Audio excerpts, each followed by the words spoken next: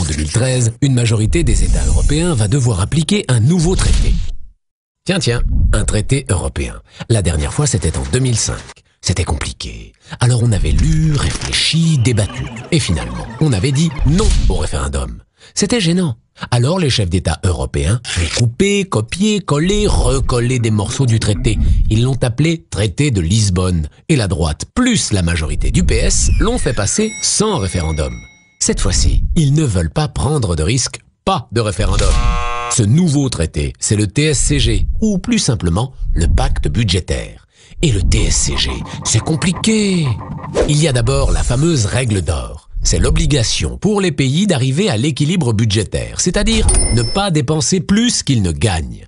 Aujourd'hui, aucun État n'y arrive car pour investir, développer ses écoles, ses hôpitaux, ses musées, un pays a besoin d'emprunter, donc de s'endetter, comme vous, comme moi. Mais le nouveau traité dit « stop !» Enfin pour les dépenses publiques, car pour les dépenses exceptionnelles, comme remettre de l'argent dans les banques, on aura toujours le droit. Avant, le déficit ne devait pas dépasser 3% du PIB. Déjà, personne n'y arrivait. Maintenant, il ne devra plus dépasser 0,5% du PIB. Par exemple, en France, en 2010, ce déficit était de 5% du PIB, ce qui représente 96,5 milliards d'euros. Si on avait dû le ramener à 0,5%, cela aurait voulu dire une économie de 87 milliards d'euros. Pour réaliser cette économie, on aurait pu par exemple supprimer l'école publique, 61 milliards, plus la police, 25,5 milliards, enfin les vendre à des groupes privés. Difficile à imaginer, n'est-ce pas? Pour être sûr que cette règle d'or sera bien appliquée, les États doivent l'inscrire dans leur constitution. Donc, la France est une république indivisible, laïque, démocratique, sociale, et elle doit appliquer un budget strict. C'est beau, non? Et si les pays mettent trop de temps à l'inscrire dans la Constitution, alors la Cour de justice de l'Union européenne leur fera payer une amende. Mais comment veulent-ils que les États fassent autant d'économies aussi rapidement?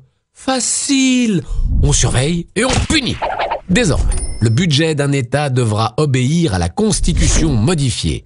La Constitution, c'est la loi suprême. Elle s'impose à tout, même au budget. Et si on n'obéit pas, c'est la punition. La Commission européenne impose soit une amende, soit une caution qui ne sera rendue que sous certaines conditions. Dépenser plus pour réduire le déficit. Logique, non? La nouvelle Europe, c'est l'Europe austéritaire. Elle va asphyxier les États et les peuples en les obligeant à dépenser toujours moins et à taxer toujours plus. Dans cette nouvelle Europe, il sera impossible, voire illégal d'investir sur le long terme. Pas d'investissement dans l'éducation pour les enfants, pas d'investissement dans les énergies renouvelables pour améliorer l'avenir de notre planète. Un futur qui fait rêver. Pourtant, d'autres solutions sont possibles. Par exemple, faire que la Banque centrale européenne prête l'argent directement aux États et non plus aux banques. Les taux d'intérêt seraient alors à 1% et les dettes des États deviendraient automatiquement moins lourdes à rembourser. L'investissement sur le long terme serait alors possible. Simple, non? On nous fait croire que l'austérité est la seule solution. Mais elle n'en est pas une. Vite, le compte à rebours a commencé. Les chefs d'État ont prévu qu'il soit appliqué dès le 1er janvier 2013 et ils n'ont pas prévu de nous consulter. Alors, face à un tel traité, exigeons un référendum.